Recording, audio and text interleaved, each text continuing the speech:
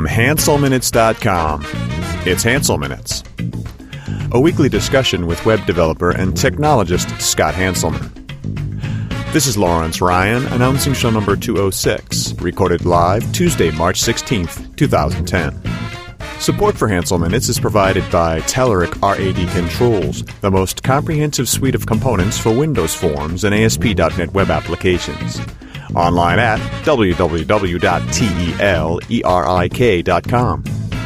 In this episode, Scott talks with developer Charlie Kindel from the Windows Phone team. Hi, this is Scott Hanselman, and this is another episode of Hansel Minutes, and we're here this week in Las Vegas at the Mandalay Bay Resort and Casino at MIX 2010, and I'm sitting down with Charlie Kindel, who is responsible for the developer experience for Windows Phone 7, which we heard about, the Windows Phone 7 series we learned about here at MIX first. I finally got a chance to sit down with you. You've been running around talking to all sorts of people today. Thanks so much for chatting with me here at MIX. Hi, Scott. It's great to be here. All right, so if I want to develop for these phones, where do I start? What do I install? Okay, so the very first thing you do, go to developer.windowsphone.com, and on that site there's a link to the download page, and there's a single download that includes a special version of Visual Studio 2010, the Windows Phone emulator, documentation and samples in a single download. That will install on your machine. If you already have Visual Studio 2010 RC installed, like the Ultimate version or Professional version, this will add on as an add-on to that, and just allow you to, add Windows Phone projects into Visual Studio. If you don't have Visual Studio 2010, it installs this Express version that's specific for Windows Phone. And for this release that we've just released at MIX, which is a CTP, there's also a version of Expression Blend for Windows Phone that is available in the kind of the same way. It's a special version just for building Windows Phone apps, and at this point in time, it's actually not part of that single download. It's in it's separate download. So right now there's two downloads, which we will fix in the next turn of the crank for this. But the point here is that all of these tools will be made available for free when they're finally released. Obviously, they're free right now because they're CTP, but part of what we announced this week is the tools are actually free, and that includes this version of Expression Blend, which previously wasn't available in any sort of a free version. So the two most interesting things that I heard right there were, one, that if I already have Visual Studio, this is going to detect that and add on to it. That's so right. It'll become a comfortable file new, and then it'll just say Windows Phone. That's right. And then if I don't, it'll automatically install everything that I need. That's correct. Now, you said virtual machine. So, is this like virtual PC? This is virtual Windows Phone? What I said is that we include the Windows Phone emulator, which actually runs a version of Windows Phone compiled for x86 in an emulated environment. It's using x86 virtualization on your developer workstation, and that allows you to test your apps in an F5 debug cycle within Visual Studio or Expression Blend. Oh, really? Yeah, and with full performance, with multi-touch input if you're using a Windows 7 PC that has multi-touch, and using 3D GPU acceleration.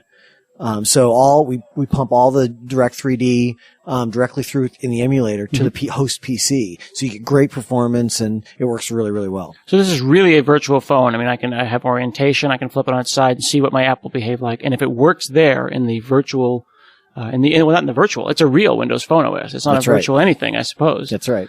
This real Windows Phone, it's going to work the same on the device. Yeah, and so the emulator supports a bunch of really cool features along those lines. One, it does support rotation, so you can just click on a button on the emulator and the screen rotates and the right things happen.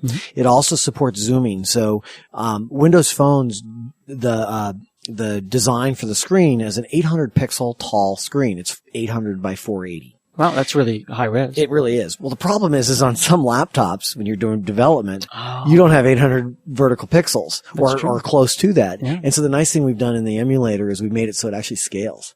And so we actually use the video scaler. So there's a little dialog box that allows you to set different percentages of scaling, which is, it's just a really nice. Well, I saw that. And it's not just like 1x, 2x, 3x. It's like, 62%. That actually, I think what you're referring to is the design surface within Visual Studio. Oh, okay. That does have a kind of an infinite slider for scaling as well, which is, again, it's the same thing.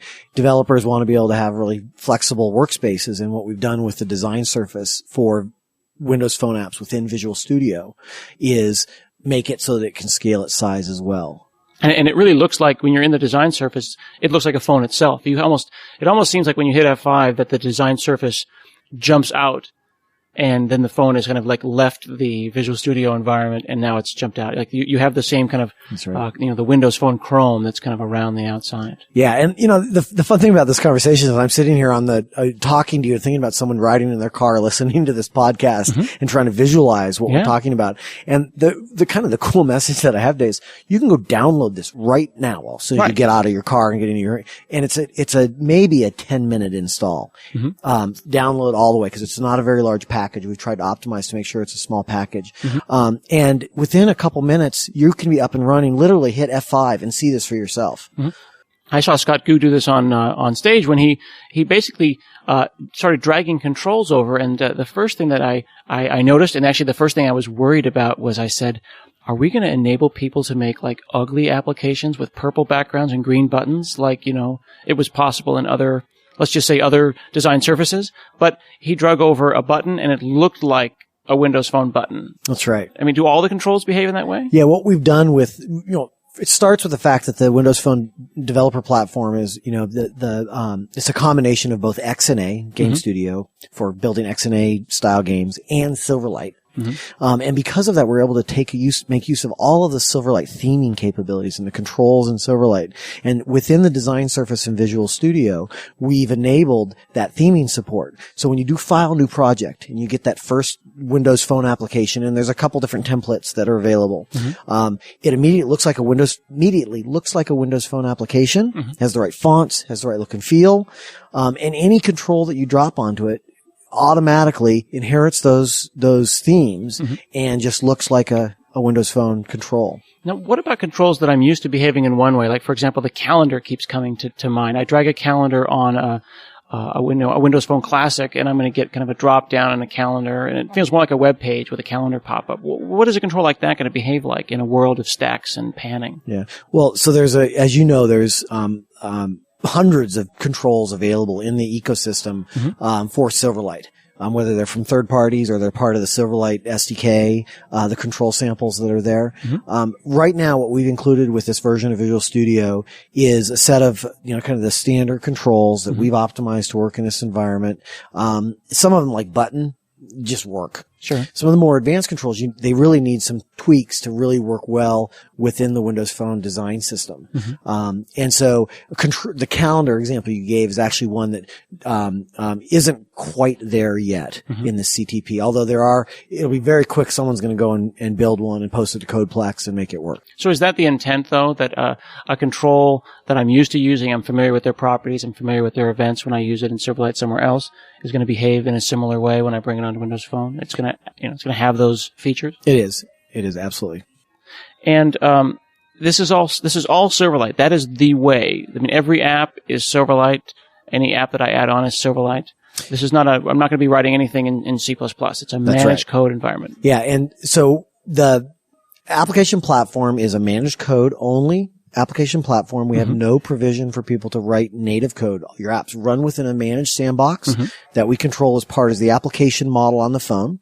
And there's two styles of applications you can build, two flavors, if you will. Okay. One is a flavor that it would be an XNA flavored application or game. And generally, these are going to be for games that are generally 3D, highly interactive, core gamer style games using the XNA framework.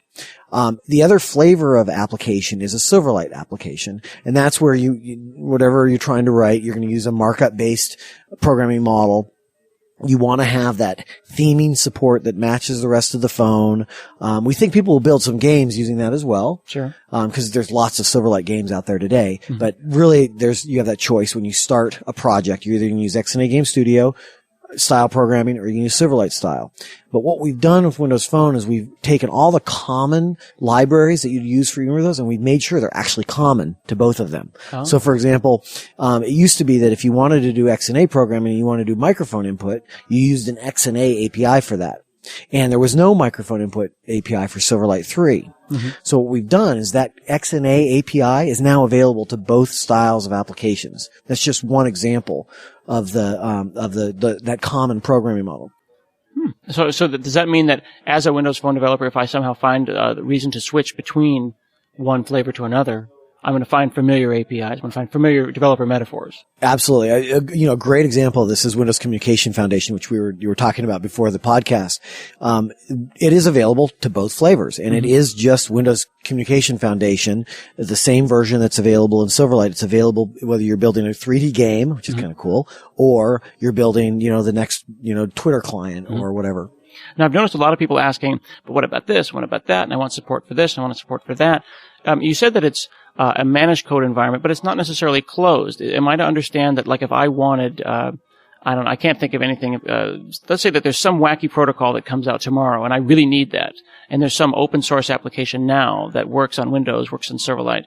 Can I bring that code into the Windows Phone and compile it? Is this like Silverlight Lite or watered down Silverlight? No, this is Silverlight. This is the full meal. So an example of this is there are a couple really cool physics libraries written in C# for Silverlight available in Codeplex. Mm-hmm. So you can go to Codeplex. They're open source. These run libraries. On PCs today. They run on PCs today, within Silverlight today. And literally you can go get those projects, download them, fold them into your Windows Phone projects, and, module maybe some bugs we have in the CTP, they will just work. And we have a bunch of examples of that where we've gone and done that to make sure that things are solid. That's really cool. It is. So if I've got an existing application on that provides some data, if it has a WCF service or some RSS or really anything at all that's going to come over the wire, you've got that support on the phone now. And I suppose you can tell whether the phone has a signal or not, or whether it's got Wi-Fi or not, or disconnected scenarios. Right. So there's the kind of the high level UI frameworks that you'd expect, the Silverlight provides. And then we've added some specific phone APIs, APIs around phone specific things like you mentioned, what network you're on, things like being able to have great access to location information, which is critical for phones. So these all have GPSs? They all have GPSs, and it's a service backed location system that uses assisted GPS, Wi-Fi triangulation, as well as, what's the third one? I'm drawing a blank right now. There's 3 sources of GPS information, and they all get folded up for you as a developer by us, using a back-end service. And you get really fast response. You don't have to wait for the GPS to find a signal. Right. And you get accurate responses as well. Hi, this is Scott Hanselman from another parallel universe. Got to tell you about some of our things our sponsors are doing. They make this free podcast possible. If you're developing a new line of business application, you've probably tried the latest version of Silverlight. Now you can get even better results by combining the functionality in Silverlight 4 Beta with some of the richness of the third-party controls from our friends at Telerik. They're the first vendors to offer native support for the Silverlight 4 Beta and their rad controls. They've got a new Silverlight 4 CTP suite of these controls. They let you tap into the framework's great potential. You get native right mouse click and all the new features of Silverlight.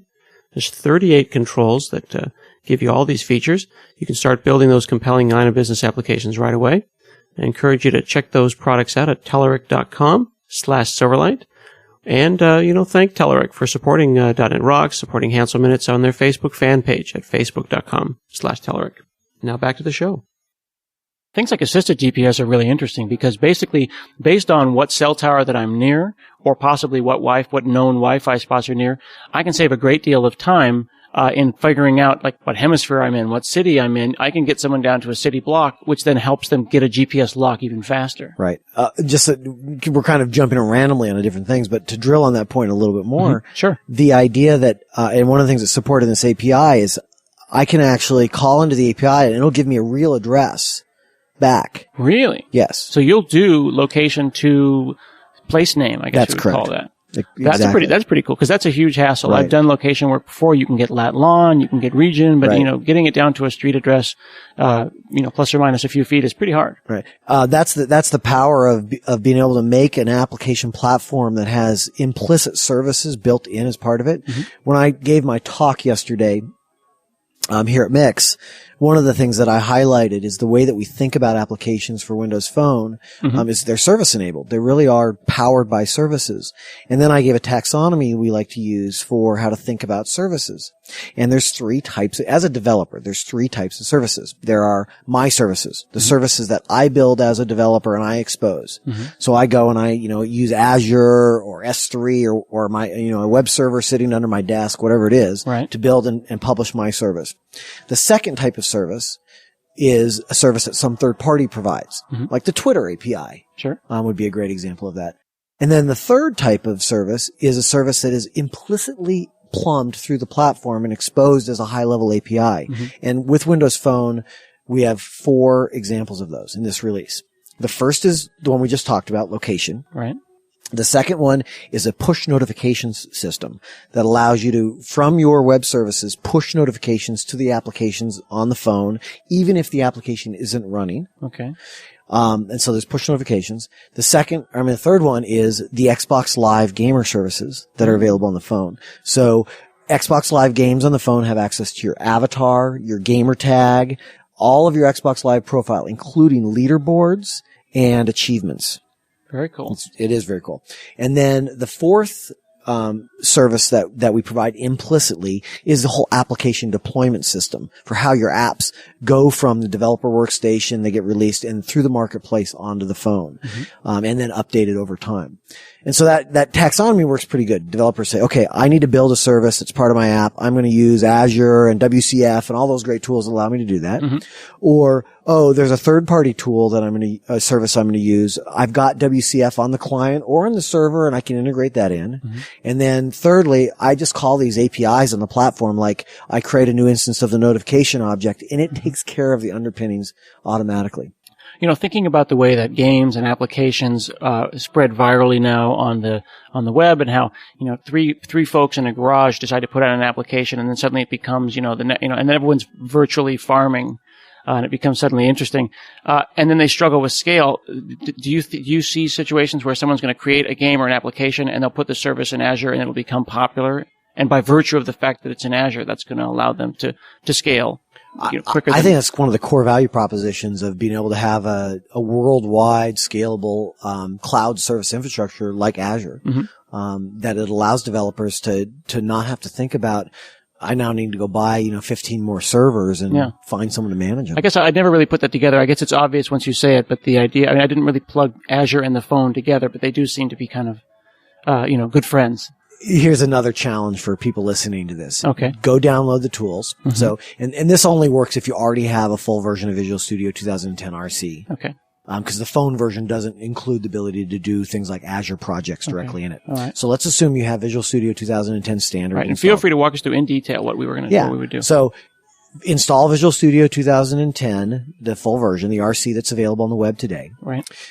Go into it and also install the Azure tools, which is a separate thing you have to install. Just do file, new project, cloud service. And the first time you run it, it'll tell you you have to go download something, and it does it for you automatically. It's kind of cool the way they did it. Also, I think it's kind of hokey, but this is how you sign up for an account and get No, it's just how you get the tools installed in Visual Studio. Oh, I see. Okay. This is just for installation. Exactly. So once you're done with that, then download the Windows Phone developer tools. Okay. Install that installer. It's about 10 minutes of download and install time. And then go into Visual Studio, the full version, do file, new project, and you'll see a list of the types of projects you can create. And one of them is a cloud service. Okay. And so select cloud service. And when you do that, name it with whatever you want. And then it'll say, what do you want in this cloud service? And for this demo, I recommend you just add a WCF service to it, a Windows Communication Foundation service to it. Okay. And then that'll create this solution within Visual Studio with a couple projects. You very easily can go in there. You can define the web service interface you want to use. Add a couple methods or whatever. Use the sample there, or the template there automatically gives you an interface with some fake members. You can just code those up, put some fake data behind them. Okay. And then within the solution in Visual Studio, add a new project. Okay. So you're adding a project to a solution. So now you have two projects. So now, the second project you're adding in that same, file new project. Right. Same solution. Menu, you will see Windows Phone application as one of your options. All right. Click on that. And that will give you an option of, in this release, 2 styles of Windows Phone applications you can add. All right. One is just a standard Windows Phone application. And the second one is a list-based Windows Phone application. Okay. Pick whichever one you want. Sure. Name it. And then go in and you'll get the Visual Designer. It'll be very obvious what you're looking at. You're looking at a Windows Phone application. It's black background with white text. Drag some UI elements in it. Go to code behind and wire it up to that Azure service. The way you do that is within your Windows Phone project, you do add new service reference, point it at your WCF project that's in the Azure project. Once you do that, and I've done this before, it took me 2 minutes from beginning to end. Yeah. Hit F5 and add with the Windows Phone application as your startup project. The emulator will start. It'll load up. It takes the first time you do it, maybe 20 seconds for it to start, maybe 30 seconds, because it's literally booting the phone. It's turning once. A phone on, right? Yeah. I guess it has low battery warnings and stuff. It doesn't anymore. We fixed that. Oh, yeah.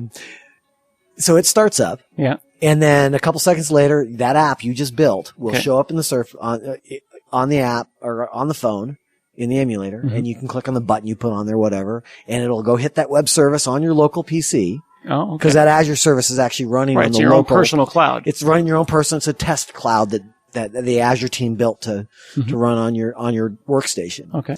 And your app will work. And then you can go build it and refine it and do whatever you want the thing to do. And then you can go sign up for Azure and take that project and deploy it. I'm starting to think, I'm thinking about some of the data that I have already and what could I potentially build. I've got this Nerd Dinner application that we just added OData to, and I want to build a Nerd Dinner, Windows Phone application. The data's already there. The service is already there. I bet you I'll probably be able to pull it off, in less than a half an hour from download all the way till the end, if what I'm hearing you say. Now, I see a lot of examples of, more advanced things than just putting data in a list, particularly this notion of horizontal scrolling, the idea that there's a view beyond. I actually was looking over a guy, one of the Windows Phone guys, and I noticed that the text for a word, I think it was like movies, but the E was cut off. And I said, oh, you've cut off the word there. And he says, no, that's a visual metaphor. That's a hint indicating that there's more. And then he swiped his finger to the left, and it caused the entire screen to go over. How am I doing that from a developer perspective? Is there a really wide screen there, or am I making panels? How do I make these kind of experiences that seem to go on endlessly? Yeah, we have a term for those types of experiences within the Windows Phone design system called panoramas. Okay. And the idea is that the screen of the phone is a window into a horizontally scrolling canvas. And there's different layers of typography and imagery on that canvas. And as you scroll from left to right or right to left by using flicks of a finger, those different layers accelerate at different speeds, which creates this very interesting effect of motion and hints to the user that there's either more or less information to the left or to the right. It's called a panorama, and it's one of the key user interface elements that we use within the hubs on Windows Phone. In the CTP release of the Windows Phone developer tools, we don't have a full panorama control available for developers. Already, though, there's sprung up a couple projects where people have done a good job of simulating what our intent is. And it's actually not rocket science to build. Sure. Once you have the basics, we will be providing much better support for that in a very prescriptive guidance way. So, and correct me if I'm wrong, but what I'm kind of hearing underneath what you're saying is that the developer tools want to maintain not just an aesthetic, a Windows Phone aesthetic, but they don't want you to make unattractive, unusable applications. It's almost like they're not constraining you as they are encouraging you to make an app that looks like what they're calling Metro, right? That's right. Metro is the code name for the Windows Phone design system. The design system. So this look right. is Metro. That's right. And the developer tools want to encourage us to use Metro. They do. But at the same time, we're not preventing developers from being super creative and doing, other things. What I'm going to encourage right now is, one of the talks that was given here at Mix by people on the Windows Phone team was the design talk. It was the third talk we gave on Monday. Okay. And I highly recommend developers go, if you look at any other talk, like my talk was pretty good because I gave it and it's the overview and so forth, and I'm proud of it. Right. But the talk that I think is the most interesting and is the most informative about what we really want to accomplish is the design talk. It will help developers understand this design system and not just, where we're prescriptive and where we're saying this is what you really should do to make it look like the rest of the phone and be beautiful, but also where we really want you to adventure beyond that and do creative things and how you can find kind of the rails that will let you be successful there. One of the things that really impressed me was when I saw the Netflix application. It was, I'm not a designer, but I do know that I like pretty things. And I saw it and I said, wow, this looks like a Windows Phone app and it looks like Netflix. It was like red. Right. It was like red to the core. Right. And it was evocative of Netflix, and it was evocative. And then what I thought was cool that it switched over into Zune, which had kind of the Zune gray kind of style. And it looked like Zune in my Xbox and it looked like Zune in my PC. But then Netflix was there, which indicated to me, and I'm kind of reading into this, that somehow the Netflix system was able to announce to the phone or connect with the phone and say, hey, I'm involved in media. I'm part of the media hub. Let me be involved as well. And my Zune videos, my podcast, and my Netflix were all in the same place. Is that intentional? It is. So we have this concept of these integrated experiences on the phone, and there's 5 or 6 or 7 of them. I can't remember the exact number. There's the People Hub. There's the Office Hub. There's the Gaming Hub. There is I said Office already. There is the Music and Video Hub. The Marketplace. Okay. A couple others. And these each have their own unique way where additional content and assets can be added in by third parties. But they are basically extensible so that additional things can happen within them. We also have the ability, so that's one place. And what you saw there was an example of Netflix plugging into the Music and Video hub experience. Well, it looked a lot like Xbox in the sense of right. When I got Netflix on my Xbox, it became part of the video library. That's right. It was very integrated. You've got it now. The other thing that we allow is that a company like Netflix can build an application that is their own hub. And so that's what you saw. You saw effectively the Netflix application was the Netflix hub. And it had its own experience in this horizontal panorama mode. If people are curious what this really looks like, the keynote for Mix is available on demand. And all those demos are on that keynote. On the live.visitmix.com website. This makes me start thinking about, on some of the existing phones that I use that will go unnamed, I find myself I go into the Twitter thing and out of the Twitter thing, and into the Facebook thing and out of the Facebook thing. And now I go into the Foursquare thing. And it's like, well, why can't Twitter and Facebook and Foursquare all be part of something that is integrated? It sounds like you're saying that the developer platform will enable this. So even though, like, for example, and again, I'm kind of pimping Nerd Dinner, which is a tiny, tiny, tiny thing, but I could opt in to people. I could somehow be part of one of these hubs if the data presents itself in an appropriate way. And I want to be clear that we don't have, I think you're implying a depth of extensibility that we really don't have in this release. We have some examples within the various hubs where this can happen. The one you gave where you could inject additional people information into the People Hub. Well, maybe that's a little extreme, but I guess the idea is that the notion of being social and getting updates from all these different places. Because I remember seeing a demo where we looked at a person and we saw their updates within that person. Is that something that we may be in the future able to opt into? Yeah, and in the future, absolutely. And the way to think about it is what we've done there is all that integration is actually happening as part of Windows Live.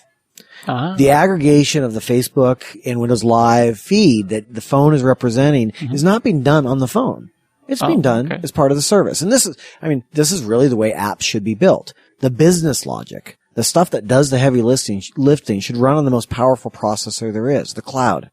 And the screen, the device, I see. should use its resources to provide the best possible user experience locally for that. That makes sense. So if you were going to enable something like, LinkedIn information and all these other different things, that would be something I would go and sign up for in the cloud, because I understand that all of this is being synchronized. That's over right. over the wire. Exactly. Oh, okay. Very cool.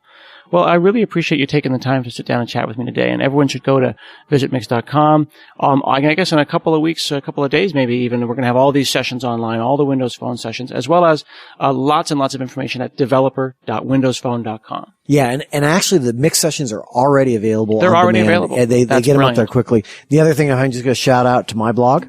All right. blogs.msdn.com/ckindle, Kindel. And you can follow me on ckindle on Twitter as well. Fantastic. Well, thank you so much, Charlie Kindel, for chatting with me here at Mix. This has been another episode of Hansel Minutes, and I'll see you again next week.